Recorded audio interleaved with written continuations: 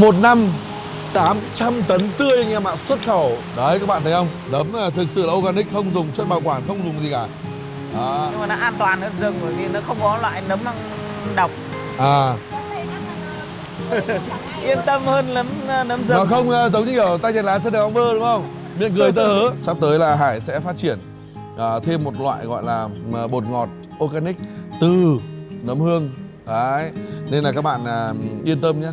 Cho vào là cực kỳ là chuẩn luôn, thay cái bột nêm, thay tất cả các loại kia. Này là chồng dạo này là thấy hơi mệt là phải tầm bổ cho đấy.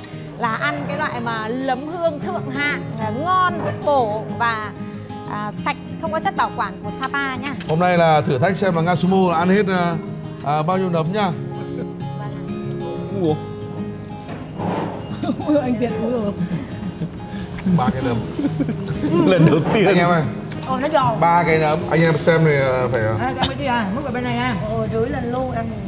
Đấy. Em mời cả nhà nha. Ngóc cái lên kìa. Bên Nga toàn ăn cái lấm ngóc nhỉ. Đấy, nó phải ngóc cái này. Đấy, anh em thấy không? Đứng lên. Đấy. Hi, xin chào các bạn. Chào mừng các bạn đến với video tiếp theo trên Sapa TV. Hiện tại thì Hải đang có rất nhiều những cái sản phẩm từ đặc sản nấm hương Sapa các bạn ạ. Và ngày hôm nay thì mình xin phép giới thiệu các bạn cái xưởng nấm hương của bên mình nhé các bạn nhé. Và giới thiệu với cả Ngasumo. Đây là anh Việt. Đấy, đây là anh chủ trang trại nấm hương gọi là gần như là đầu tiên ở Sapa. Với như các bạn thấy là với số lượng phôi ở đây thì các bạn biết là một năm cho ra khoảng bao nhiêu tấn. Anh Việt có giới thiệu sơ bộ với em chút là hiện tại thì chúng ta có bao nhiêu phôi ở đây nhỉ? Đây tất cả cái khu này nó khoảng độ hơn 100.000 bịch thôi. Mỗi năm mình trồng làm 3 đợt như thế này. Mỗi đợt nó khoảng hơn 100.000 bịch. Hơn 100.000 bịch. Cho ra khoảng độ 800 tấn nấm tươi. 800 tấn nấm tươi anh em nhé. Và bên mình thì đang từ trước cái nay vẫn đang phân phối cái sản phẩm nấm chỉ là phơi khô sấy khô nguyên chiếc. Và sắp tới thì mình sẽ cho thái lát và để cho các bác về tiện là xào. Và thứ hai nữa là mình sẽ sản xuất cái nghiền cái nấm ra để cho các bác làm mì chính nhá. Là nó rất là ngọt của cái nấm hương Sapa, cực kỳ là thơm ngon. Ngasumo đi rất nhiều nơi rồi. Em đã bao giờ thấy cái xưởng nấm nào nó to như này chưa? Dạ chưa, em đang bị bàng hoàng xíu. Em đang tính tới 800 tấn là một lần như vậy là bao nhiêu cái xe container. Cái phôi này anh thì mình làm từ cái gì anh nhỉ? Cái này là có gỗ mùn. Gỗ mình nghiền ra ở dưới máy ở dưới kia. Nghiền ra sau đó là phối trộn với cám mạch, bột thạch cao, nước, đóng thành cái bịch như thế này, nó như là một thanh gỗ. Thế ạ. Sau đó thì đây là cái ấy của nó lên thì nó sẽ tự chọc thủng này ra. Hấp thanh trùng trong khoảng 36 tiếng thì cho đây để nguội. Một cấy giống, đây là giờ meo giống này. Đây là meo giống ở đây. Xong là ăn trắng như thế này là mang xuống để mang máy đến đây để xăm bịch ấy. Xăm lỗ đây để cho nó hấp thụ dưỡng khí. Cái mà các cô chú, các anh các chị, các khán giả mà rất là quan tâm, đó chính là cái giống này ấy, thì mình được nhập ở đâu nhỉ anh nhỉ? Hay là nấm thì là mình mua của Viện Di truyền Việt Nam. Viện Di truyền Việt Nam. Kết hợp với những cái gen tốt của nấm tự nhiên Sapa. Dạ. Thế là mình lai tạo ra một cái nấm hương gọi là để cho nó thích nghi với cái môi trường Sapa. ở đây Sapa. Dạ. Đấy các bạn ạ. Đây và chúng ta sẽ đi vào phía trong này để chúng ta thấy là nhiệt độ em thấy ấm hơn ở bên ngoài anh Việt nhỉ? Đây là 22 độ. 20 22 độ. Nhiệt độ ở Sapa thì như các bạn thấy là nó mây mù quanh năm, mà hiện tại ở ngoài thì nó chỉ rơi vào khoảng 7 độ 10 độ này nhỉ? 10 độ đó. Đây. Hơn 100.000 phôi thì các bạn thấy là từ lúc mà phôi lên đến lúc mà ra phẩm ấy thì mất thời gian bao lâu anh? Từ lúc cấy giống đến lúc ra quả thể là nó khoảng độ 3 tháng. 3 tháng. Thế là một năm chúng ta sẽ là có 9 tháng để làm. Không, làm nó cách ra, mình gối để cho nó đỡ bị đứt chuỗi. Gối đứt chuỗi đúng không? Phá quý đấy đúng Ừ, không? chia làm 3 lần. Thế là tháng nào mình cũng có đồ. Mỗi cái này nó thu hoạch được 5 tháng rưỡi 5 tháng rưỡi đến 6 tháng. Dạ. Thì mình gối thế thì nó không bị đứt quả. Vâng. Là ra liên tục, có liên tục. Còn lúc nào cũng có nấm quanh năm. Tổng diện tích ở đây của mình là bao nhiêu hecta anh? Như chỗ này nguyên cái nhà này là hơn 2.000 mét. Hơn 2.000 mét. Thế còn cả khu này thì bao nhiêu hecta? Cả khu là 4 hecta. 4 hecta. Đấy các bạn nhé. 4 hecta đất ở Sapa các bạn nhá. Thì các bạn biết là bao tiền rồi đấy. Riêng cái tiền đất không? Chắc ngót nghét cũng mấy trăm. Đó, mấy trăm tỷ đấy anh em ạ. Không, nhưng mà phải nói đất nông nghiệp ở đây là cũng rất là giá trị luôn. Bây giờ thì nhờ anh Việt sẽ đưa qua bên khu thành phẩm rồi. Đấy. Để chúng ta cùng nhau là hái nấm. Sau đó thì Hải sẽ giới thiệu với các bạn là các cái công đoạn, các cái làm để làm sao mà ra được những cái sản phẩm nấm của bên mình nhá, đang bán ở trên thị trường. Đây mời anh em. Đây các bạn này, rất là nhiều nấm luôn.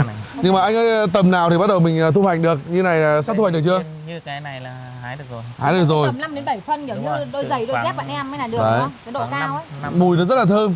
Nhưng mà để mà thơm hơn nữa là phải qua thì chế biến. phải qua chế biến sơ chế. Đấy. Thì quá trình sơ chế như nào thì mình sẽ quay chi tiết cho các bạn. Còn ngày hôm nay thì mình với cả Nga Sumo sẽ đi hái nấm về để chúng ta làm món là lẩu gà đen. Đấy, với cả nấm hương. Em thích ăn nấm lắm anh. Em là thích ăn nấm. Thế bây giờ Ăn healthy. Em hay healthy. hôm nay là ăn healthy. Thế Nga Sumo là khả năng ăn được khoảng bao nhiêu cân nấm? Anh thích con số nào?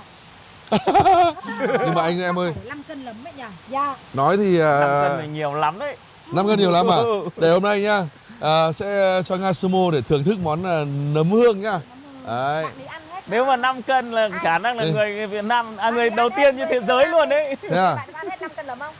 10 kg thịt lợn thì có hết được 10 cân nấm không? Khả năng là hết đấy. Vẫn đang nghi ngờ. Đây.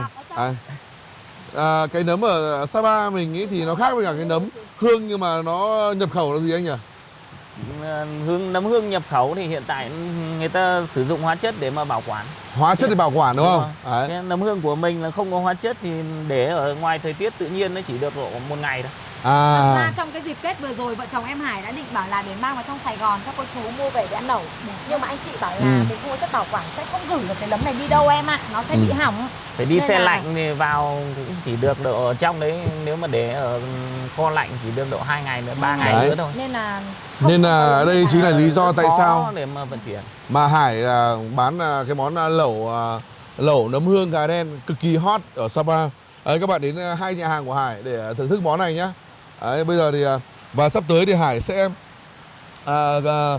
phân phối những cái sản phẩm này để mình sẽ sấy khô, sau đó thì sẽ gửi đến các bạn.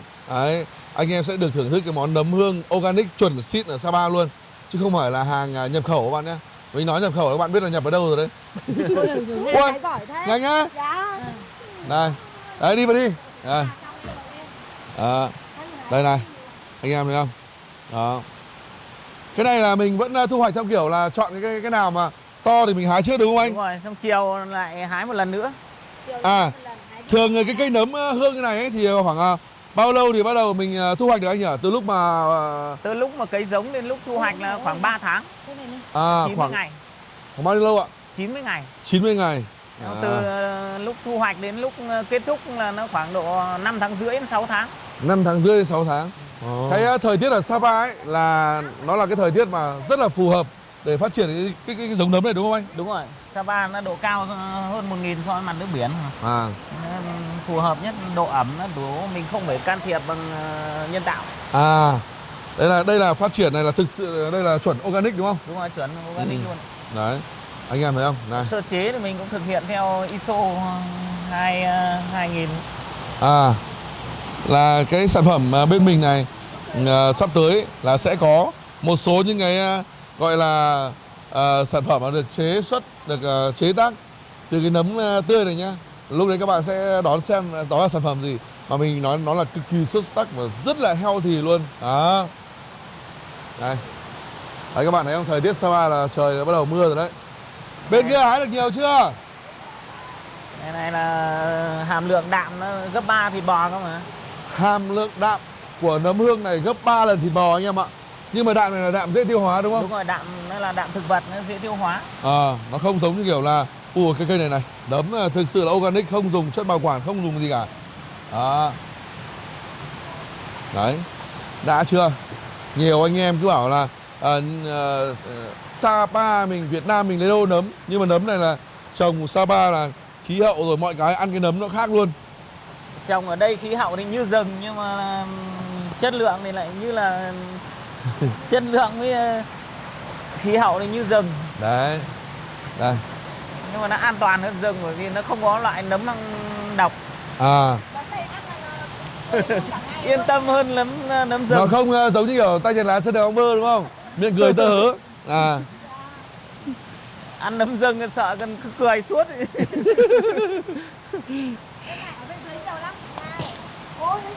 Phải nói là bây giờ thì người Việt mình hướng đến những cái món ăn mà nó rất là organic. Đó, thì Hải sắp tới là nhà hàng sẽ rất nhiều món lẩu nấm các bạn nhé. Đây, chúng ta đi mà chuẩn nấm Sapa luôn. Chưa được 5 cân đâu. Chỗ này được mấy cân rồi? Đây chỉ được độ 2 cân thôi. 2-3 cân Hải thôi. khỏe vào các em ơi. Chưa đủ một phần Nga ăn đâu. Đấy. Đây. Đây. Đó, anh em thấy không? Đây này. Nấm này đã chưa? Ôi. Không sao. Đây mình sẽ để lại đây. Mình vừa lấy ở đâu ra anh nhỉ? Đây. Đây các bạn này. Đó. Nấm rất là đẹp luôn. Cái này mình có ăn tươi được luôn được không? Không em. Thế à? Tưởng bùm luôn. Ăn tươi bây giờ thì nó như nào? Nó hại dạ dày. Hại dạ dày. Phải sơ chế đi đúng không? Đây tôi bữa cái nấm ở đây ra cho các ông xem này. Đấy không? Đấy. Đấy cái này mà muốn lấy muốn phân lập cái giống của nấm rừng ra là cũng lấy từ trong lõi này. Đây. Lấy cái phần trong giữa nhất. Lấy phần giữa này đúng không? Bí quyết đấy. Bí quyết. Nhưng mà nấm này thì nó có bị ấy không anh? Nó có bị sâu bệnh hay là như nào không? Đến lúc mà nó ra quả thế này thì lại không sợ. Bởi vì cái mật đậu của cái tơ này nó rất là dày. Các nấm khác không mọc nổi.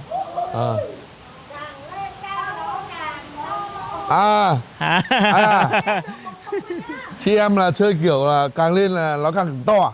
Ok. Rồi từ mai là mình sẽ đẩy mạnh cái mặt hàng này đi. Nhưng cái gì mà tốt cho sức khỏe thì phải giới thiệu đến các bác.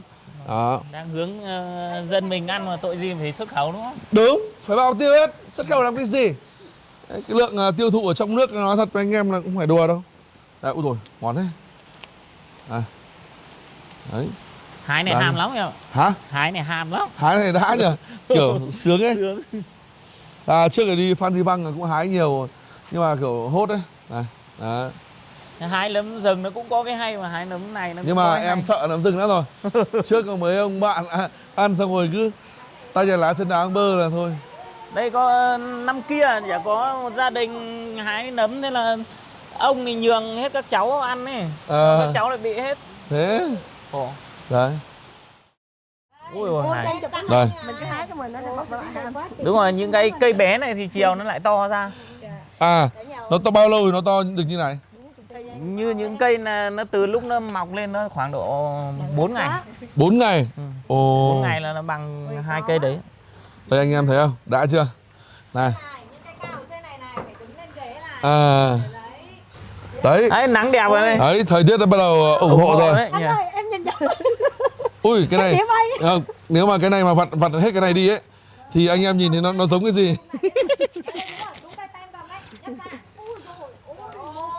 Anh ơi. Này. Nắng lên rồi ta mừng ta hái. Đây, để cho anh em này, ngay để cho anh em xem cái thời tiết ở Sapa đây. Đấy. Đây, thời tiết Sapa này. Đấy, tại sao mà bảo là thời tiết Sapa nó đẹp mà cây nấm nó phát triển như thế bởi vì là nhìn thấy đỉnh Phan Xi Păng. Đấy, Phan Xi Păng nóc nhà ở Đông Dương kìa, nhà hàng Sapa TV kìa. Đấy, ngay góc kìa. Anh em thấy không? Đấy, rau cải ở đây tí vặt về mà luộc này. Đấy, rất tươi. Đây, đấy em. Đây em mời chị cho đây ạ. Có cả rau cải nấu lẩu luôn đấy hả? Thì đi hái luôn. Đi. Đấy. Rồi. Đi. Nào. Hái hết chưa? Có chỗ nào còn nữa không? Này là khá nhiều Ui, đấy. bà còn mang nho ra đây cho ăn nữa. Nhà Nho trông này- à? Không, chỉ ở Tuyên Quang đấy. Thế nhưng mà nho cũng hữu cơ đấy. Hữu cơ. Em mới hái được cái nấm bự khủng bồ luôn. Đâu? Không ai bự bằng đâu. Đâu? Ăn. Ôi cái nho này ngọt đấy. Zoom ra cho chị. Cái nhà bóng lớn. Bóng mất sưng. Này này, thử quả này. Rồi. Ăn phải 4-5 quả chứ. Nha, từng này đủ ăn chưa? Dạ đủ rồi. Rồi, Ok. ngon không? Hôm nay ăn 5 cân nấm rồi xem là hết đâu.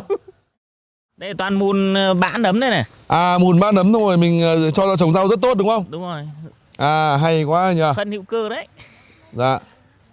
À, hôm nào để em ít bã nấm nhá. Mang về trồng nhiều cho bà lắm. trồng rau ở trên tầng thượng. Nhiều lắm. Đấy, rửa luôn. Ai già, uy tín luôn. Rồi qua này đoạn cắt gốc. À. Đây là toàn bộ nấm hương mà gia đình là vừa mới thu xong. Đấy. Cái đây là lát nữa phải cho cắt chân. Nó bắt đầu sấy lên. Đó, gửi cho các bác.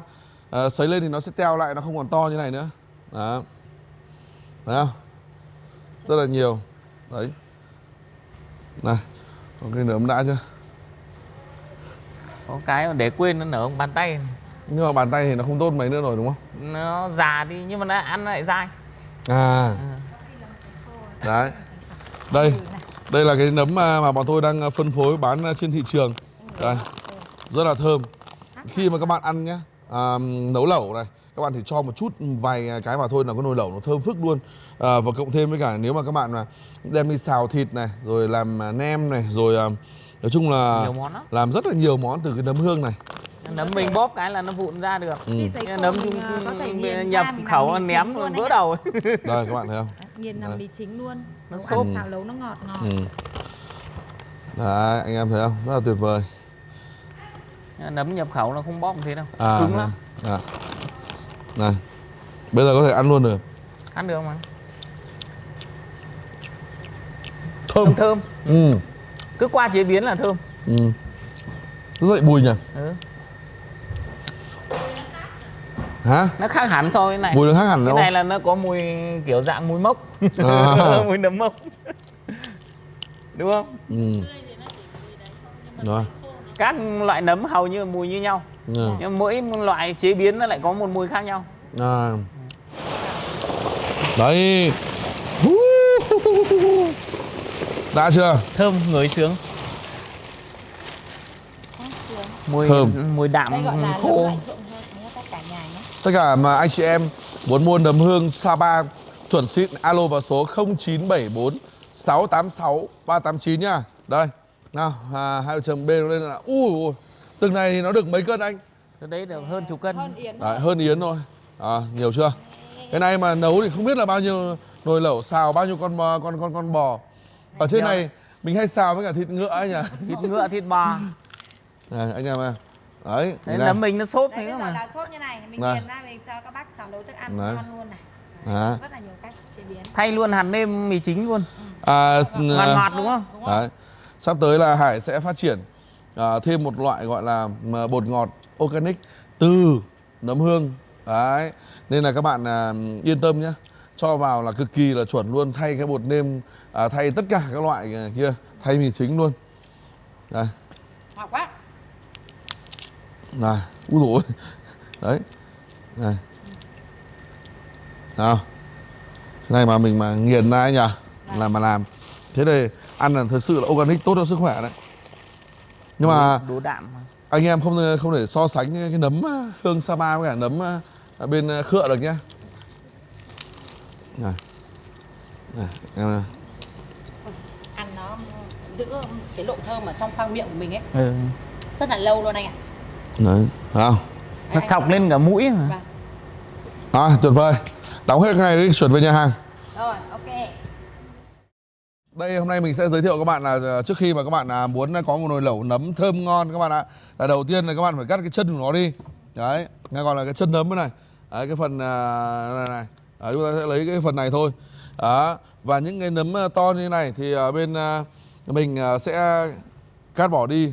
Và to như này rồi thì các bạn nghĩ là sẽ để làm món gì đúng không? Thì chúng tôi sẽ thái nó ra và đậm, sau đó sấy khô lên để phục vụ cho các bác. Là các bác có thể làm xào, có thể là làm nem, có thể là nhúng lẩu đấy. Và đặc biệt sẽ là cái nấm này sẽ là thay cho mì chính nha anh em nhé. Mì lấm. Đấy. Mì lấm hương Sapa. Rồi. Đấy anh em cắt bỏ cái này đi. Đó. Nga thấy một ngày làm nông ở Sapa thấy thế nào? Nó bình yên lắm anh ạ. Bình yên à? Dạ. Ừ. Nó nhẹ nhàng lắm. Nó nhẹ nhàng. Hôm nay là không có thịt đâu em nha. Hôm nay là ăn chay nha, ăn organic nha. Nhưng mà em được biết là cái nấm này nó khác cái hàng mà gọi là trôi dạt ngoài thị trường, nếu mà thật sự là nguyên bản của nó rất là đắt.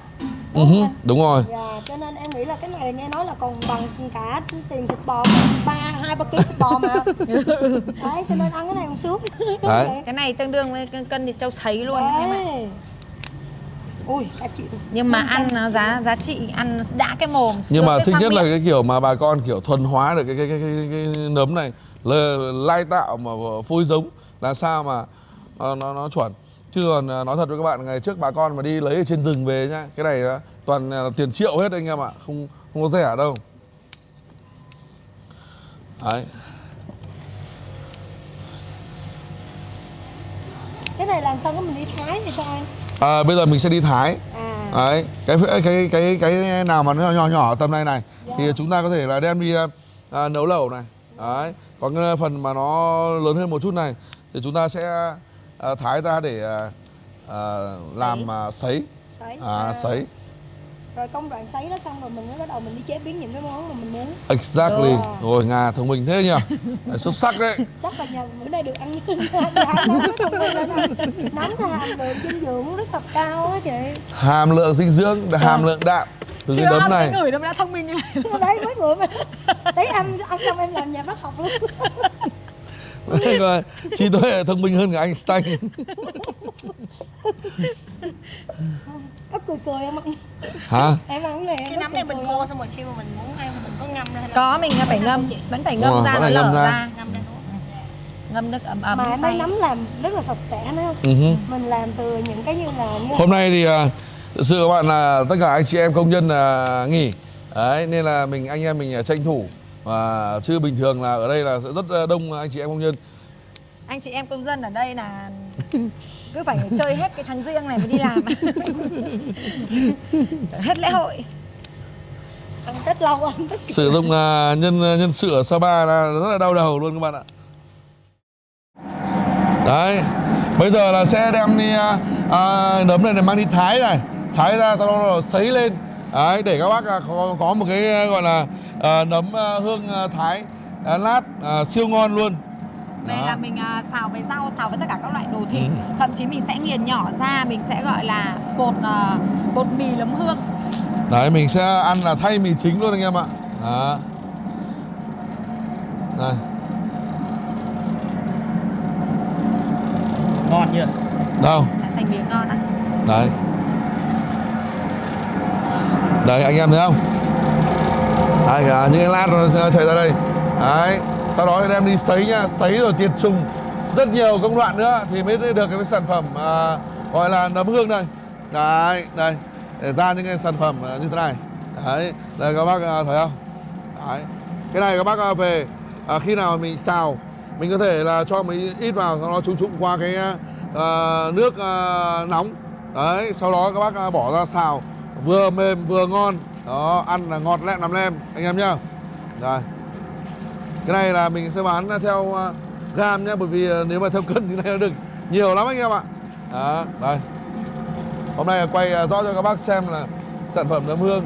Hôm nay cho Nga Sumo trải nghiệm một ngày làm nông nhá. Nông nghiệp.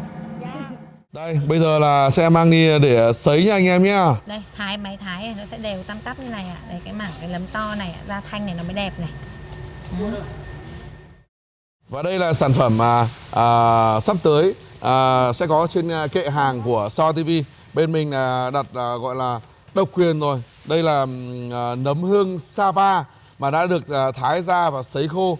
Thì cái này các bạn có thể dùng băm ra để làm nem, hoặc các bạn có thể là mang lên xào Đó. Xào rau, xào thịt, Xào rau, xào thịt, những người ăn chay hoặc là làm súp nấm vẫn ok luôn. lẩu nấm, Đấy. thoải mái.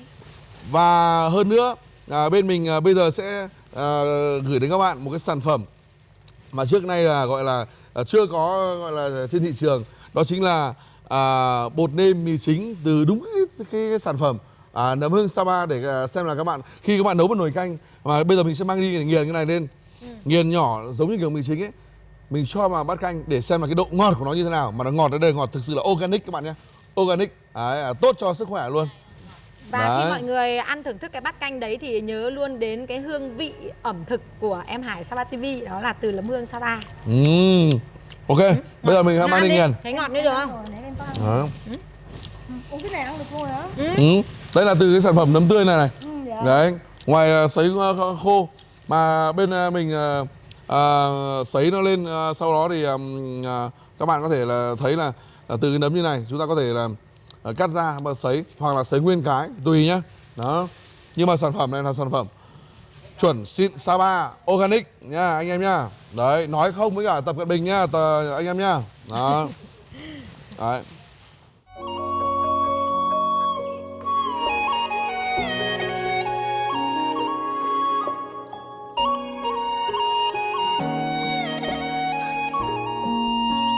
Và bây giờ thì anh em mình đang có mặt tại nhà hàng các bạn ạ. Nấm thì đang được có anh mang vào trong để xử lý rồi. Và hôm nay khoe với cả Nga là anh mới rước cụ gọi là nhất chi mai, Wow. Cửu Long tọa sơn. Đó. Ôi ôi. Đấy. Đây là cây nhất chi mai là lớn nhất Việt Nam. Thấy không? Đấy. Lớn nhất Việt Nam nữa Phượng. Đây. Mà hoa làm sao để mà tích lũy lại mà chơi đến 30 tháng 4, 1 tháng 5 luôn. Quá là tuyệt vời. Đây là mình đang cho anh chị em gọi là răng cái đèn vào Nhưng để mà anh Hải hỏi thử bạn em, bạn em có giờ gặp cái cây nhưng mà em gái ra đây thế nào? Đây, ra đây nào. Giới thiệu với cả nhà, đây là bạn của Nga Sumo. Em tên là gì nhỉ? em tên là Phượng ạ. Phượng. Phượng. Ồ, một cô gái rất là xinh. Em là đến từ đâu? Em đến từ Yên Bái.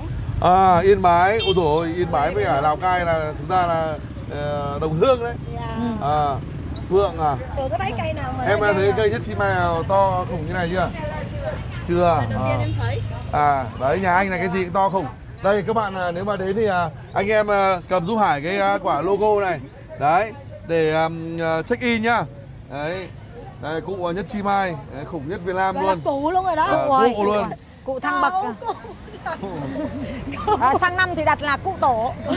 Năm nay là mức cụ thôi. Bớt cụ thôi. Đây, cụ tọa đây. Đây, mời anh em vào trong đi. Đây.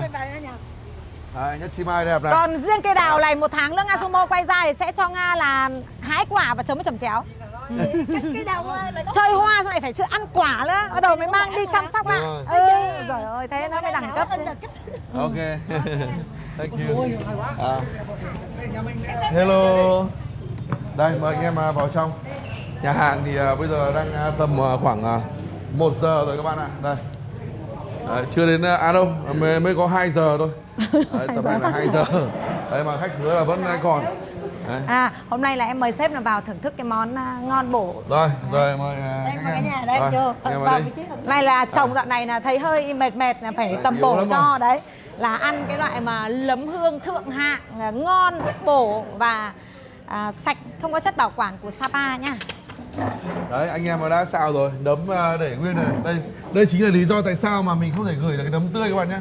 Mình khi mình chỉ cần là sơ chế phát ấy thì nấm nó sẽ bị thâm lại như này. Đó. Đây là mình cho một chút một vài cái nấm khô vào đây ấy. Nên là nó rất là thơm. Rồi. Bây giờ là em ơi, cho nấm vào đây trước đi. Cho nấm trước Đó. hay là cho gà không? Đấy. Đây mình ăn ok. Đây cho nấm cho nấm. Đây. Xin phép là dùng Đấy. tay tí cho nó nấm nó hơi trơn. Cái này là công sức chị em mình từ sáng giờ vặt đó chị ha. Hôm nay một ngày làm nông dân mà ăn cái nấm vào như này rất là thông minh. Nga. Thấy đồ Ok, của bây mình giờ là cho gà vào. cái gì à? Nga từ sáng mà nhắc anh gì phát là nhớ luôn. Dạ. Anh Việt ơi, anh Việt đây đi vào đây ngồi luôn anh Việt. Đấy. Hôm nay là thử thách xem là Nga Sumo là ăn hết bao nhiêu nấm nha. Vâng ạ. Ôi không anh ơi, ăn cả cây tròn nó sướng. Bình thường là nấm này là sẽ phải bổ đôi, nó sẽ nhanh hơn. Nhưng hôm nay là thử thách với Nga thì cho ăn cả cụm. Vâng, lâu tí cũng được anh ạ, nhưng mà vui. Bây giờ mình sẽ ăn những món xào trước. cho 1-2 cái củ sâm nương quy chị em ơi, vào đây cho nó thơm. Cái này đại bổ luôn rồi anh. Rồi, Đại bổ này uống mới không phải lẹt. Hết nước cái này là bồi bổ cho chồng ăn để về phục vụ ngày mùng 8 tháng 3 cho mình các bác ạ. Đấy. Đấy, anh em thấy không? Đấy. Đấy, rồi nấm này còn chạy ở đây này, cái cây sâm nương quy. Nhảy vô với lại không phải lèn nữa, thứ nào chịu nổi chị ơi. Rồi, Đại em, bổ đây, để rót em chút, rót cho. Rượu đi. Vâng. Ăn này chứ, ăn này chứ đi. Cảm ơn em. Chị Tiên đưa cái bình rượu ở đây em rót cho. Đây để chị rót cho các em bên đấy, yên tâm, đủ ly rồi. Đấy, em đủ chưa? Rồi. Anh Hải có rồi ạ. Đầu xuân năm mới. Đủ chưa em? À, Đấy, đủ sản rồi. lượng thì 800 hơn 800 tấn. Thì là 1.000 năm nay là tấn Hải sẽ cố gắng làm sao mà phân phối 1.000 tấn. Rồi mời anh em nhé. Em mời cả nhà. Đây huynh đài ngồi xích vào trong. Đấy không phải. Đấy. Em xin phép để em vặn to cái bếp lên tí. Rồi bây giờ thì mình sẽ xơi món ở đây là có nấm hương này. Đấy, nấm hương xào với cả rau cải mà sáng ngày là do chính tay anh em mình Anh ơi, em trồng. pha ít nước chấm cho anh em chấm anh. À ok, đấy Quên mà à? quên. Đấy có một cái việc là bán pha hàng đi. cho vợ thôi mà hay quên chứ nhỉ. Xin phép vào giới thiệu giúp anh em vợ thế. Chậm chéo Sapa TV 100.000 một lọ. Nhưng mà anh em mua 3 lọ phải tặng 1 lọ nhá. Đấy. Vâng. Đây em Tuyên đang dầm cái bộ óc này ra này. Anh lấy cái đầu đũa, anh ấy gạt xuống là được. Cho em một xíu ốc ở đây nha. Tại vì bé Phượng không ăn giỏi về Cho cây. chị xin mấy cái thìa bé đây. Để xúc cái cá cái nước này ngon. Cái này Phượng đang làm gì hả em? Hết cỡ rồi đấy anh. À kinh doanh à? Có kinh doanh cái gì anh có hỗ trợ được không? Em cho cái chén này đấy chị. Bỏ luôn cái chén ra bên ngoài bên kia cho nó đỡ. Em đang kinh doanh Bỏ bảng chén sang gì? bên mâm. Huỳnh ơi. Cho ly bên Nhà hàng. À ôi rồi. Như nhà hàng gặp Nga Sumo là đúng bài luôn gì nữa. gặp đúng anh Hằng cho Nga tí Nga xúc ăn. Đây, khi mà các bạn mở cái lọ chẩm chéo ra, rất nhiều anh em bảo là tại sao chẩm chéo ở trên thị trường này có bán có 10-20 nghìn một lọ mà chẩm chéo Sapa TV là 100 nghìn một lọ. Thì các bạn thấy là đầu tiên là cái chẩm chéo thì mình rất là đầy. Chẩm chéo này thì được làm từ hà dổi mắc hén, quế hồi thảo quả, ớt thì là ớt trung đoàn hoặc là ớt thóc theo mùa, tỏi thì là tỏi Lý Sơn các bạn nhé. Nên là nó đắt, nó sắt ra miếng và nó đầy như này. Cái lọ này là 350g. Anh em mua ở chợ mà nó toàn muối với súp thôi thì các bạn biết rồi, nó rất là rẻ. Đó. Nói chung là tiền nào của đấy. Nấm hương cũng thế. Loại 200, loại 300 nhưng cái loại này có thể 1,5 triệu, 2 triệu. Tùy mức thượng hạng của nấm. Cũng như bộ quần áo mình mặc 50.000 tương đương với cả 30 triệu. Hàng ao nó khác cái cả Ao nó hàng khác phát ạ. cái anh em ạ. Ok em. Rồi, để em. Cho dịch chén. Rồi đây, em có rồi. Cho thêm một tí nữa vào Cay đây. em ạ. Cho thêm tí vào đây nó mới đủ lượng cái cay tê tê. Hôm nay là rất là đông các cô chú anh chị khán giả. Chào cả nhà nhá. Chào cả nhà. Trời ơi, trai xinh gái đẹp ơi. Rồi, em mời tất cả một cái, một chùy. Dạ, mời anh. Vô, sức khỏe anh nha, chị nha. Chúc khỏe, sức khỏe. Chúc cho cái điều mà làm nền nấm này sẽ thành công rực rỡ nha nhá. Bây giờ Ok. tôi chậm chéo Sẽ phải cố gắng hết mình. Dự án này sẽ phải là thành công như em. Ôi, em ơi, em ăn xem nó rất là thơm. Mà đặc biệt là giòn. Đây là nấm tươi nhá. Này, em mời anh đi. Nếu mà các bạn có cơ hội trải nghiệm cái nấm tươi thì thực sự là rất là ngon. Nhưng nấm này là không ship được. Mời chị Tiên anh Hải luôn nha. Nấm tươi thì sẽ xào với rau hoặc xào với cá. Nấm sao với cái tầm luôn. Đấy, Rồi, ngon chưa? em mới lấy hẳn cái đấy. Các bạn. Kẹp với lại nấm. Tiền anh có tiền Các bạn đến hai nhà hàng của Hải thì các bạn có thể thưởng thức được cái món là lẩu gà đen nấm hương nhé. Đó. ngon. Đó. Tuyệt vời. Chưa được đâu em. Thơm à. Cây giống như cây nhẹ. Lẽ ra là cái nấm này phải bổ làm đôi làm ba ra, nhưng mà do cây nhà lá vườn nhà thì có điều kiện. Đó. Vừa đi hái về xong để nguyên chiếc để cho các bác nhìn. Nó chín lâu lâu một tí nhưng mà tí nó ăn nó nhớ luôn đấy. bữa nay chị em mình lao động thì ăn nó ngon miệng đấy tôi nói. Đây gọi là thành quả của mình. Thành quả cho em mình đó. Sau này Hải sẽ làm rất nhiều video giới thiệu về nhiều những cái món mà chế biến từ nấm. Ngày hôm nay thì thời gian này có hạn, với lại là anh em mình phải đi ăn nhanh, còn di chuyển về khu vực chợ phiên. Đó. Đúng rồi. Rất là nhiều việc luôn. Anh chấm cá với cả chấm chéo ấy. Cái này chấm chéo. Để anh ăn thử chấm cá mình tới. Nấm chấm ngon. Thì bò chấm ấy. Vâng. Hai em bên kia ăn tự nhiên nhá. Chấm chéo. Cái nước sốt nó ngọt đúng không? Nó ngọt. Đây. Thử em này. Cái nước ngọt lắm chị Tiên à. Đâu chị thử cái nước này. Nó ra nó sền sệt nó. Nó thơm anh ạ. Thơm ngon. Mà đặc biệt nấm Sapa ăn xong rồi không sợ bị cười nhá. Sợ nhất là cái đấy là nhỉ? Ăn xong ấy không có lý do Không, gì mà cứ cười. cái này cũng cười nhưng mà lại là lý do khác để cười. Phải ăn nấm xong cười.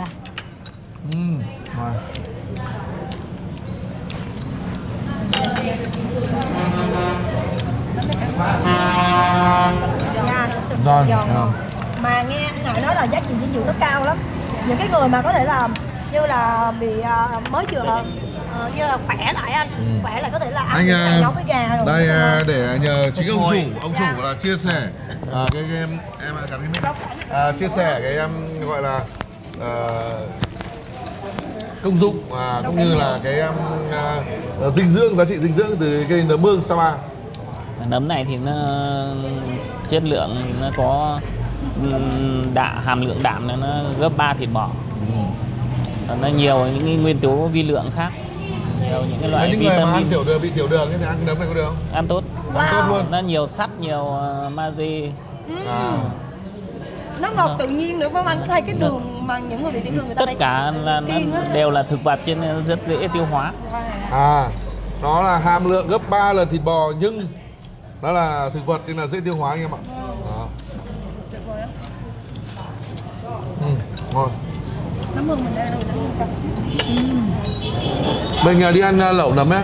Dạ. Nhưng mà làm gì có nấm xịn sò nhiều này. Dạ. Để thái gọi là mỏng thôi nhá. Vài miếng thôi. Nhưng mà Cái nấm này thì người bị gút vẫn ăn được. Very good vẫn ăn được. Vẫn ăn được. Bình thường là cái axit uric nó sẽ tích tụ lại, nó gây đau, nhưng mà cái này thì nó nhanh tiêu hóa. Cái nó đào thải axit uric tốt hơn đúng không? Nó vẫn tiêu hóa được cho nên là ăn được. Ăn đi em gái. Em gái đến từ Yên Bái. Một em Yên Bái, một em Đồng Nai. hai em Đồng Nai sao? Em Tuyền Vlog giờ này kênh có vẻ ổn rồi đấy nhỉ? Bao nhiêu người đăng ký rồi? Rất ăn mừng anh rồi. 10.000 người. Dạ. 10.000 người là nút sắt đấy. Dạ. Lúc đầu là mấy nghìn? Mấy chục người.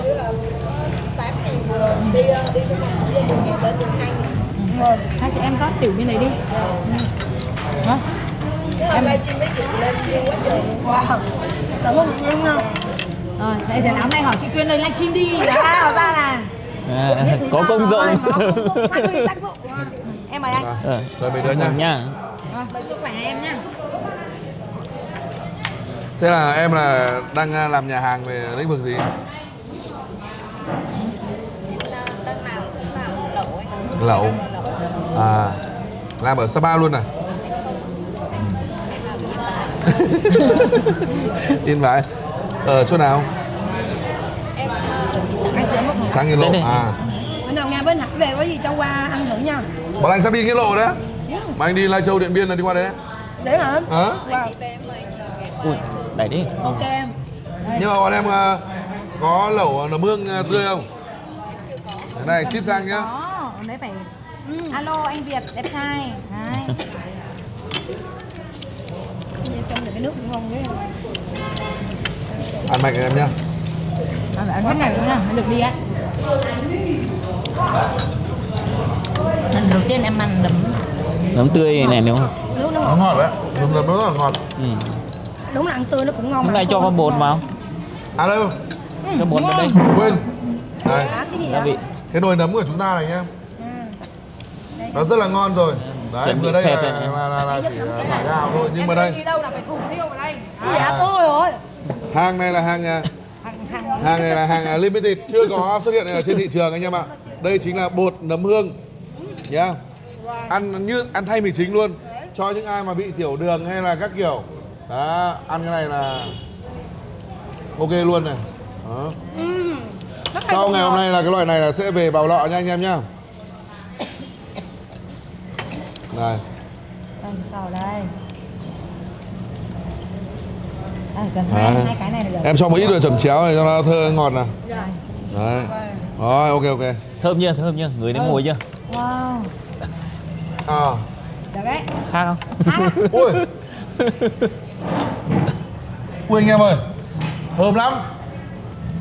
Nhưng mà bây giờ làm cách nào để nó đỡ bị vón này, Cái này Lúc đầu là này. mình sẽ Ăn phải được hòa mà. ra nước lạnh đấy. phải hoa nước lạnh cho vào cơ. Ui đã đấy nhờ. Như đợi một lúc nó phải hòa tan luôn. Ui thơm dã man luôn. Đâu để em xem cái chồng chéo này. Bánh chéo này nó bị dốc heo là mình không có phân biệt được.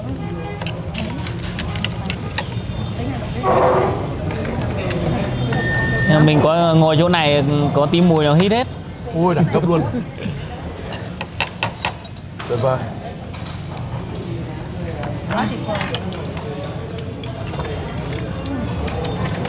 Này được cho anh chín nhá. Chín rồi đấy. Đây, Xem nào. với bác này anh lấy nào. Chờ anh tí xem nào. Phải chờ tí nữa nhỉ. Chờ tí nhá. Bây giờ nó trong cái này. À nó trong mà được đúng không? Bí quyết cả anh nhờ. Gà mình nghĩ là chín rồi đấy. Gà thì chín rồi Gà đấy. là chín rồi. Đây, chủ tịch đây anh lấy gà đây này. Đấy, cho chút nước này. Nấm hương. Ui ăn bát này rồi phải nói là nó là đại bổ luôn đấy anh em ạ. Gà đen đây còn nấm hương. Đâu em gái? Cái này chữa ấy mà, chữa yếu sinh lý mà. Vâng, thì em bảo em ăn hôm nay để về là vui. Nấm hương chữa yếu sinh lý luôn. Trời, quên cái đấy à? Ôi giời ơi. Em bảo cái đấy rồi nhưng mà vẫn chưa hiểu ý đâu. Đông Em y nói với người anh, ta em chữa. Em ấy là em chỉ chờ đúng cái câu anh nói thôi. Đông y. Hôm nào mà chưa đến chợ mà đã hết tiền nhá. Ăn nấm hương là cũng uy tín luôn. Nhưng mà phải nấm hương Sapa chuẩn xịn. Nấm hương hầm gà đen này, đúng bài luôn này. Chứ nếu mà anh em mà mua hàng bên kia rồi ấy thì lúc họ sấy họ làm nó mất hết những cái dinh dưỡng ở trong nấm đi. Họ chiết xuất rồi để làm thực phẩm chức năng. Họ chiết xuất là làm thực phẩm chức năng à? Đúng rồi. Còn của mình là giữ nguyên đúng không? Đúng rồi. Em ơi đưa anh đấy nào. Nhiều người cứ hỏi tại sao nấm người ta rẻ. Dạ.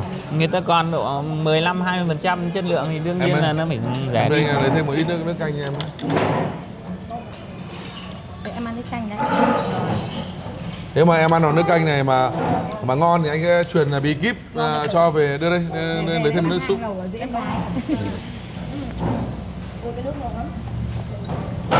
Rồi anh em đâu? Đây mình sẽ thưởng thức Súp luôn đấy. Súp gà hầm đúng không? Những cái nấm bé là ăn được rồi đây này. Thử luôn đi. Cứ để cho nó kỹ một tí. Đây, những cái này là được rồi. Đấy. Ui dồi ôi. Nhỏ này. Phải nói là không phải là mèo khen mèo giấy đuôi đâu. Nhưng mà lúc mà mình múc cái nấm cho mọi người ấy, cái mùi thơm nó nức mũi luôn anh em ạ. Cái nấm nhỏ ăn được rồi Nga ơi. Đây anh hai. Ôi dạ. Ôi em cảm ơn Tinh. Được hai cái nấm. Em để đây cho người. Cái này có mà ăn cả 1 cân cũng được. Dạ, đúng rồi đó. Cái này xào. Đây em gái. Sốt dầu hào lên nó cũng ngon. Đúng rồi, dầu hào mới tỏi. Dạ. Hay là anh sao cho em một đĩa dầu hào tỏi nhé. Được đấy. Cái này ha. Làm đĩa nhỏ nhỏ. Lấy cái này nhỏ nhỏ anh. Tí nữa sẽ làm. Đây, mời anh em nhá, mời anh em. Ôi, Ngọt lắm à. Bao phê đúng không? có thể các ông nghe từ mai tôi cho món này làm một trong món best seller của nhà hàng luôn. Mới khen cái nước rất là ngon. Em thấy nước như nào? Em là người mà khi mà em ăn lẩu đúng không? Em uống cái nước vào thường nó có thể nó hơi bị chua hoặc là cái miệng của mình nó ngọt nhưng mà nó không tròn vị. Nhưng mà ngọt này là rất là thanh nha các bạn nhé, ngọt là theo kiểu Lưu luyến trong ngực. Nóng à em? ủa Thơm.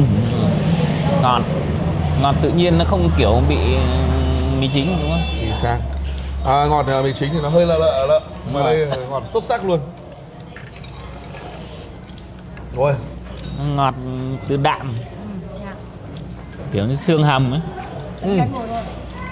ôi ôi, nấm ngon. Chín rồi đấy. Chín rồi đấy, cho mẻ này ra đi. Bình thường mình đâu có ăn rau đâu. Đừng quá thì mình không ăn xin Ngon. cả. Đấy. Đây Hải, ăn cố tối nay ấy, Nhưng mà tối nay về là mình đang làm thủ tục từ 3 phút là về được có 30 phút không? chắc phải có dư chứ. Ok đấy. Đấy, như các bạn biết đấy, thì mình bị kiểu yếu sinh lý ấy, nên là mình thường xuyên sưu tầm những cái đồ ăn nó bồi bổ sức khỏe. Yếu sinh lý. Hả? Em lờ thôi cho nó tế nhị anh ạ. Thôi mình yếu thì mình cứ nói là mình yếu, có cái gì đâu mà, nhà anh em nhỉ? Đây. Tuyền review thử cái nấm ấy xem nào. Đây, cho ra đĩa cho anh. Đó để mình. Đấy. Ok không? Sao ok không? Đây, Ngon đúng ngọt đúng không? đấy, cho Đâu mẻ Phượng thử review thôi nào. Làm food review thôi nào. Nhưng mà nó bỏng lắm anh ơi. Cái nấm nhỏ nữa. Đây. Nhưng mà hàng của bọn anh là toàn hàng to đây em ạ, hàng nhỏ đây. Đấy, đấy. Hơi quá cỡ đúng không? anh cho đĩa để mà nhỏ bé người. ngay đưa anh mượn cái đĩa Em này. ơi, anh nhờ giúp. Cho thêm ra để mà cho mẻ khác vào. Xuống bếp làm cho anh một đĩa nấm hương xào với cả xì dầu tỏi. Vậy thôi, đúng rồi. Ok nha, đúng cái đấy luôn. Nhỏ nhỏ như vậy nè em. Đây. Đấy. Anh cái này mình Nhưng mà Thái lấy mỏng. loại này nguyên loại này hay là lấy loại thái? để nguyên loại như vậy ăn cho Em nó. ơi, để nguyên cái loại như này. Nhưng mà lấy loại nhỏ thôi. Lúc ngay. Phải thái mỏng theo. Em ăn gì luôn anh? À, đây à? Mình trụng qua nước sôi là mình xào. Nga bé nhưng Cũng chị được. thích to anh ạ. À. Không bao giờ thích bé. Chị Đây, Tiên mời nha. Nguyên cái gì phải nguyên cơ. Nguyên cái. Ui nóng. Ui dồi giòn nhỉ? Sật sật đúng không? Ngon. Cái nước nó ngọt thanh, Hả? cái nước nó ngọt thanh nghe mùi. Bạn Tuyền là cũng làm nhà hàng đúng không? Đấy. Đây cho Tuyền. Nhưng ông chủ nhà hàng mà bà chủ nhà hàng mà nói là nó ngon thì các bạn hiểu là nó rất là ngon. Đây có hết nấm đi. Phải cho từng lứa một. Hơi to. Như các bạn biết đấy, mới đầu mình xào cái nấm này, mấy cá này, mấy rau này thì nó chưa thể là lột tả hết được là cái độ ngon của cái nấm. Nhưng mà thực sự là nhúng lẩu này mình mới thấy được là nó rất là ngọt mà ăn nó giòn. Cho tí thịt gà vào nhá. Đấy, mà gà này ra bảo ngon từ thịt, ngọt từ lấm. Còn thì biết cái miếng nước mười dữ. Nghe thấy không? Ngon từ thịt, ngọt từ lấm. Dạ. Ôi đã quá em ơi. Rồi sướng nhỉ. Nhưng mà thịt gà trong này chưa ăn hay sao nhỉ? Cho hết vào đi anh. Để cho nó ngọt ra. Nó hòa quyện vào nhau. Ngon. Gà ngon quá nhỉ. Nó đến với nhau. Nó quyện lấy nhau rồi chị Quyên hả? Dạ. Điều này quá là ủng hộ thời tiết Sapa này đẹp lắm. Hôm nay là trời xanh mây trắng nắng vàng. Mà từ lúc làm bắt đầu nó mới lại hứng ra Lúc nhỉ. anh chị em mình hái lấm xong một hát để về mình chuẩn bị là sấy cái là nắng to. Để ông trời gọi là phù hộ. Thương chị em mình đó. Em này kéo cái được. Được mà em. Hàng ở đây là siêu to khổng lồ mà. Cả. Vậy tính ra có mình anh em mình ăn to nha. Còn mấy chị em phụ nữ đó nè. Cắn cắn thôi. Mình phải cắn cắn cái này ăn nó mới ngon. Đó. Anh em tụi em làm bụp. Anh em mình Cho nó sôi tí. cho lên. À. Em nào đây kiểu là chị em cũng chơi nhạc nào cũng nhảy á. Đường tiêu hóa tốt. Dạ, trời thương.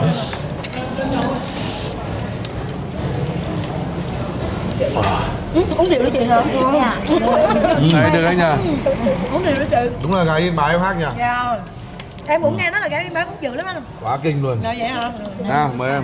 Bao nhiêu tiền á? Nấm hương chấm chéo ngon lắm. Tuyệt vời đấy, xuất sắc đấy. Lâm Hương chấm chảo đi em Nga.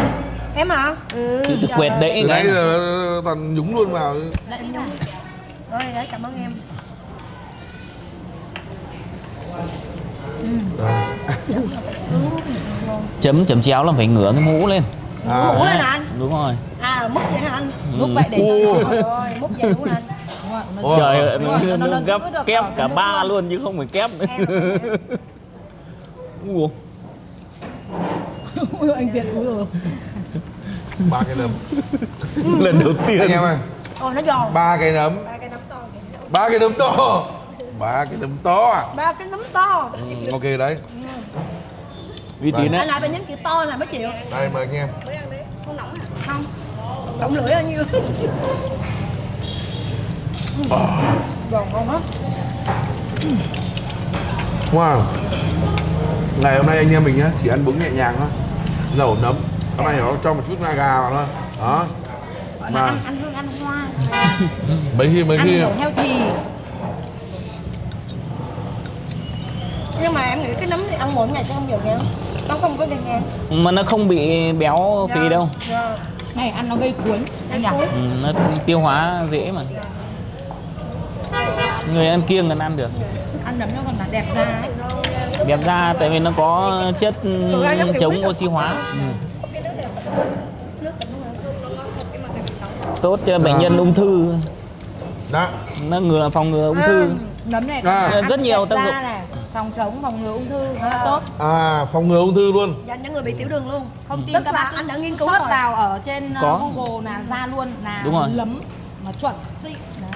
Nấm hương chỉ xì Sapa. Ừ. Thôi chị em mình ăn bữa cho đã hết rồi mình về. Ăn nấm là xính cây mình hái nó cũng khác. Ngon. Xuống.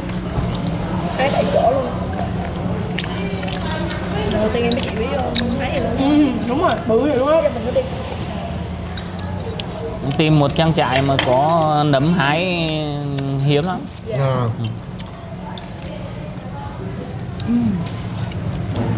Đã nhỉ, tuyệt vời. Phê pha. Mình ăn từ nãy giờ no lắm rồi đấy. Cái món chân nấm này thì mình có làm được Làm ruốc làm ruốc, được. ruốc chân nấm. Xào kiểu cay cay trẻ con nó hay ăn ấy. Ừ. Nhưng bây giờ là người ta toàn lấy chân của Trung Quốc thôi. À, không có đồ Sapa đúng không? Không có. Bởi vì như các bạn biết đấy, cả cái thị xã Sapa này có mấy cơ sở làm nấm đâu mà, đúng không? Thậm chí là Đà Lạt cũng thế. Thực ra là cái nấm này người ta nhập Trung Quốc cũng tương đối là nhiều, mà giá thành thì nó rẻ. Vì là nấm ở đấy họ đã chiết xuất hết lấy cái chất rồi để tạo những cái để làm những cái sản phẩm đấy nhỉ. Về thuốc. Chứ là nấm tươi thì người ta vẫn đưa sang nhưng mà người ta có chất bảo quản. có chất bảo quản đúng không? Chất giữ tươi. Em ra ngay chợ Sapa là có những cái nấm mà người ta hút chân không ấy. Để ngoài nắng cái việc gì đâu, nấm mình để 2 ngày là hỏng hết. Đúng rồi. Thối đen ngay. Chính xác. Đó. Hàng chị em thấy để là ngày này qua tháng nọ. Nó để phơi nắng thì không bị gì. Ngon quá. Nấm mình hút chân không đoạn nó hồi ngay. Nó nở. Rồi em biết năm sau em sẽ làm cái món nhà em hay làm như thế nào. Món gì? Em sẽ thái mỏng cái này. Em trộn với lại mũi heo với lỗ tai heo, trong em là bó giò mà sừng sực đó. Thay vì người ta trộn nấm mèo. Nó bình thường rồi. Mình chơi nấm hương đi cho cái món của mình nó đẳng cấp hơn nữa. Nó mày hú anh phát lại ship vào tận nơi luôn, đồ nha. tươi luôn nha. Trên video luôn nha. Ok. Đấy, sướng không? Rồi làm đi. Đấy, nhà của mỗi anh. Làm kiểu giò mỡ được mà. Giòn của nó rất là làm giòn. kiểu giò mỡ cho cái nấm thái. Đấy, làm kiểu giò mỡ. Đấy, nó rất Em là ơi, giòn. Phượng này nhìn này rất là xinh ấy, nhưng mà uống rượu là thấy vẻ hơi lươn nha. Hết đi em. Đây là rượu Kháo Vai Lè, người ngủ cổ thức ấy. Hôm nào cho đi gặp anh Mạc Văn Minh. Khỏe ngay. Tối nay Cảm ơn em. Sau khi mà thưởng thức xong nguyên vị cái gọi là tròn vị cái lẩu nấm gà đen thì bây giờ mình bổ sung thêm ít cá hồi cá tầm nữa. Mình sợ cô em gái nó đói. Đó. Cá là cũng phải thái theo kiểu gọi là size lớn nhá, big size. Big size luôn à. Đấy. Ngại chua đá quá. Đi ra đây Nói chung là ông bà ở trong quê là cứ yên tâm là ra đây Nga là có vợ chồng. Đây em đưa đi đây. Ôi giời ơi, làm lên rồi. Đĩa này là dành cho bé Nga đây. Rồi. Mẹ Nga. Đấy. Đây là xào riêng cho em nhá. Đó. Không phải là ấy đâu mà Nga là thấy là cái này là ăn cái này là bổ. Yeah. Đấy, có nghĩa là không bổ trên thì bổ dưới, không bổ Đây- ngang thì bổ dọc. Đây là lần đầu tiên trong đời mình ăn một dĩa nấm hương mà xào hào nhiều đến như vậy. Cảm ơn anh Kamita. Em biết là nấm hương bây giờ nhá Dạ.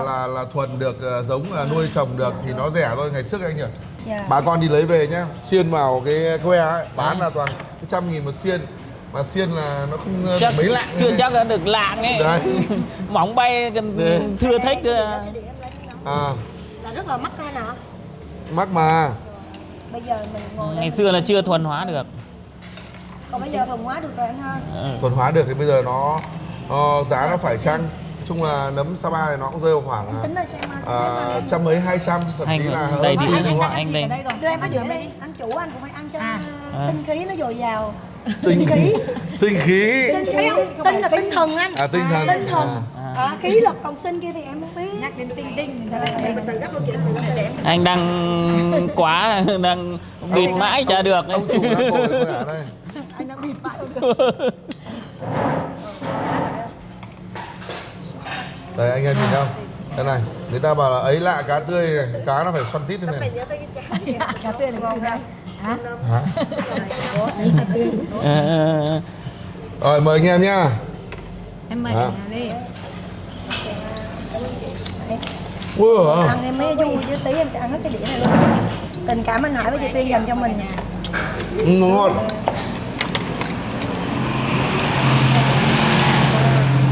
Hãy đến nhà hàng Sapa TV, dân tộc quán Sapa để cùng nhau thưởng thức món nấm hương Sapa chuẩn xịn nha. Loại thượng hạng cao cấp ạ.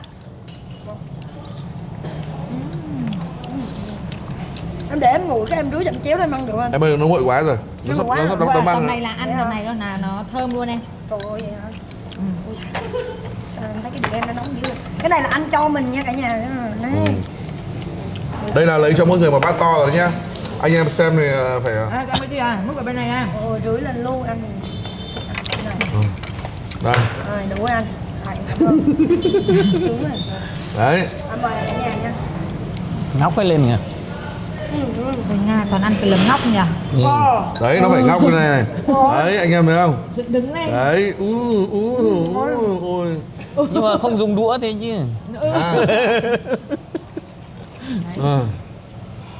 Đã cái mồm nha. Tuyệt vời. Amazing, good job. Béo. Em chéo béo, nóng giòn. Các ông mà tín đồ của ăn chay ấy, các ông thử đi ăn lẩu nấm, nếu mà nấm hương chuẩn xịn như này thì giá nào? Giá rất cao luôn. Cái nấm này ra nước ngoài nhiều lắm. Nấm này là bên mình đang xuất khẩu đi các nước Đi Đài đúng Loan. không? Đó. Mà 12 cân nấm tươi đến 12 cân rưỡi mới được một cân nấm khô. Bác biết là giá thành như nào nhé. Đó.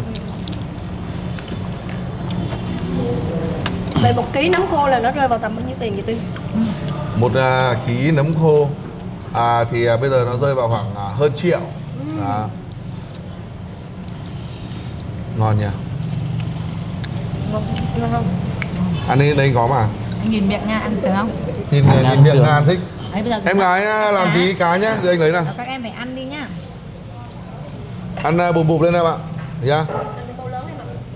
Đấy, đây là Nhưng mà cho Hải Em ăn gái. nhiều nấm đừng kiện anh nhá. Đó, em đang bảo là Lại để cứ quấy chết. Nào. bà em ra nhổ lấm. Đấy. Nhưng mà phải tém tém tí Hải. Đây em gái. Nếu mà Đâu, cứ quấy chủ tịch nhiều này. quá chị em nó mất ngủ chết. Anh biết tại vì sao không? Để ba con tự nhiên lại bảo là hôm mà vợ chồng lên xong rồi về mà lại bảo là "Ơ, sao quái lại anh lại bế cháu à?" Rồi con nhà anh với vợ xong bảo em đâu con anh mà. Không kìm được cái anh cái gì hết. Mình nghĩ là trêu mình cơ. Bảo anh biết cháu à? Em tưởng là con nhà anh. Là đấy. Nhưng mà sao cái nấm này sao nhìn cái nồi lẩu nấm này mà nhìn nó đã đời nhỉ? Cái này mình có nấu Nước. gà, cái nấu cháo gà thả này vô được không? Được. Có. Đấy, Chắc cái này cá gà, cái vừa cánh gà nhờ luôn. thả lẩu gà đều được. Nhiều Anh em. món.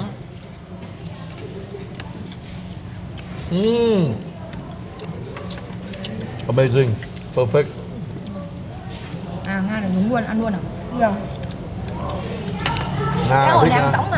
À. Anh nhớ cái thời điểm mà mình ăn mấy cân này không anh? À. 4 cân rồi, 4 cân. 4 cân. Cái thời điểm mà trước thử thách là Nga là ăn 4 cân cá hồi tươi. bái phục. Mình quay ăn 3 con hơn 7 cân. Ngon quá. Béo. Anh em mình cố lắm được 3 cái đùi. Đúng rồi. Bà đuổi thì to lắm anh ạ. Ừ. Đấy là cao thủ rồi. Đùi là má đùi á nào. Ngon. Ngay để anh lấy cái này cho. Cái gì vậy? Cá. Thôi. Đó. Đấy. Ở dưới Nói này. anh Hải chăm sóc không à. Em làm nguyên cái máng luôn à. Nguyên Thôi cái em, máng. đằng nào anh em mình cũng bị cộng đồng Nói rồi mà. mạng là nói nhiều quá là Đây. đấy. Gà Nói này. thêm đây cũng không sao đâu. Khổ. Ngay. Nga. Dạ em đây. Anh bảo cô như này nhé. Dạ anh nói đi ạ. Hôm trước anh đọc được một cái bình luận. Nói chung là cũng hài hước, cũng vui. Nhưng mà không hiểu là không biết vui hay buồn đấy. Người ta bảo là nhìn người ta đấy mà học. Đấy, người ta đi ăn với nhau để ra hợp đồng trăm tỷ, nghìn tỷ. Đấy, mặc vest đi xe sang. Còn hai anh em mình ngồi nhậu với nhau nó bảo thánh đớp. Đấy, rồi đớp cho lắm vào. Đấy là Khổ vậy. nhưng mà cũng là doanh nhân lắm. Nhưng anh em mình ăn với nhau nó bảo anh em mình là thánh đớp.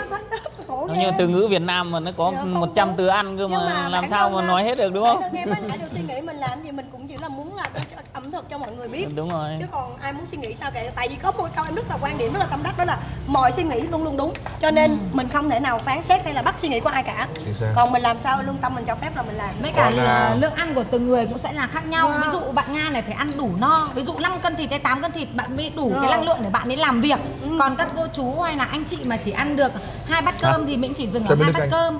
Đấy nên là rất mong là mọi người là sẽ nghĩ tốt cho các anh chị em, bởi vì là bỏ ra rất nhiều công sức, thậm chí là Tiên sợ thì sao đây? khá là nguy hiểm để vào. có những cái video chất lượng để gửi đến cho các bác cùng Uống tí xem. nước nhá. Video ngày hôm nay thì một lần nữa cảm ơn anh Việt cũng như là Nga Sumo, em Phượng, em Tuyền rất nhiều. Nếu các bạn yêu quý Hải thì hãy đến nhà hàng Sapa TV và nhà hàng dân tộc quán Sapa để thưởng thức món lẩu gà đen nấm hương Sapa. Các bạn muốn mua những sản phẩm từ nấm hương thì các bạn alo vào số 0974 686 389. Còn video ngày hôm nay Hải cũng xin phép kết thúc từ đây. Cảm ơn tất cả các bạn rất nhiều. Xin chào, hẹn gặp lại tất cả các bạn vào những video kế tiếp của mình nhé. Hi, xin chào các bạn. Video này là sẽ đang tuyển dụng nhân sự các bạn nhé. Nhà hàng Sapa TV đang cần một quản lý nhà hàng chuyên nghiệp và một giám sát cùng thêm với cả 10 bạn chạy bàn nữa. Bạn nào mà có nhu cầu mong muốn làm việc tại nhà hàng Sapa TV, muốn được giao lưu rồi trau dồi các kiến thức về ngành nhà hàng thì cứ mạnh dạn liên hệ vào số hotline của nhà hàng 056 345 6789 nhá. Đấy, làm việc ở đây được cùng với cả em Tài Đẹp Dai này, em Huỳnh này. Nếu mà anh em nào mà muốn làm việc ở Sapa tận hưởng không khí trong lành như thế này thì anh em cứ mạnh dạn alo vào số 056 345 6789 nha. Cảm ơn tất cả mọi người.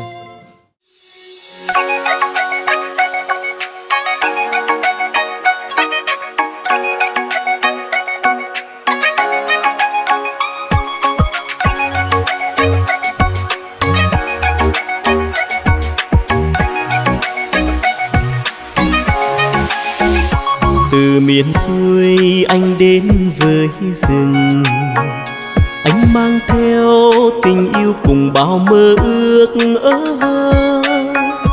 xuyên trần gian chân anh đi qua khắp bạn mường, để hôm nay chúng ta càng thêm yêu mến quê hương, nơi anh dừng chân từng thước phim văn hóa vùng miền đẹp biết bao, ta luôn tự hào. Cảm ơn anh chàng trai kết nối yêu thương. Đây Lào Cai nơi vùng biên giới hôm nay tìm về, anh cùng em bên chung rượu cần, mình kết duyên trong phiên chợ tình đẹp biết bao, chợ tình biên giới Sapa. Em mời anh ăn miếng thịt to uống bát rượu đầy, hương nồng say theo em cùng về, tìm đến đây chào duyên hò hẹn, chào đón anh nhà hàng Sapa TV. Bên nhau người ơi cùng kết giao duyên nghĩa cuộc đời, cùng nắm tay ta giúp đỡ cộng đồng. Cảm ơn anh chàng trai tôi mến yêu, hôm nay về đây mình uống say ta hát điệu này,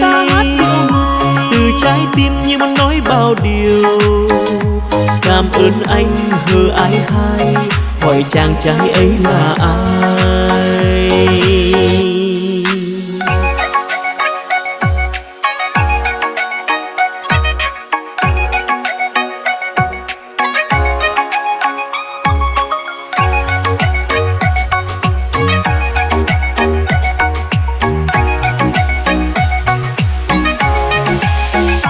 Từ miền xuôi anh đến với rừng, anh mang theo tình yêu cùng bao mơ ước. Xuyên trần gian chân anh đi qua khắp bạn mường, để hôm nay chúng ta càng thêm yêu mến quê hương. Nơi anh dừng chân từng thước phim văn hóa vùng miền, đẹp biết bao ta luôn tự hào. Cảm ơn anh chàng trai kết nối yêu thương. Đây Lào Cai nơi vùng biên giới hôm nay tìm về, anh cùng em bên chung rượu cần, mình kết duyên trong phiên chợ tình. Đẹp biết bao chợ tình biên giới Sapa, em mời anh ăn miếng thịt to uống bát rượu đầy. Hương đồng say theo em cùng về, tìm đến đây chào duyên hò hẹn, chào đón anh nhà hàng Sapa TV. Bên nhau người ơi cùng kết giao duyên nghĩa cuộc đời, cùng nắm tay ta giúp đỡ cộng đồng. Cảm ơn anh chàng trai tôi mến yêu, hôm nay về đây mình uống say ta hát điệu này. Từ trái tim như muốn nói bao điều. Cảm ơn anh hờ ái hai, hỏi chàng trai ấy là ai. Bên nhau người ơi cùng kết giao duyên nghĩa cuộc đời, cùng nắm tay ta giúp đỡ cộng đồng. Cảm ơn anh chàng trai tôi mến yêu, hôm nay về đây mình uống say ta hát điệu này. Từ trái tim như muốn nói bao điều. Cảm ơn anh hờ ái hai, hỏi chàng trai ấy là ai. Cảm ơn anh hờ ái hai, hỏi chàng trai ấy là ai.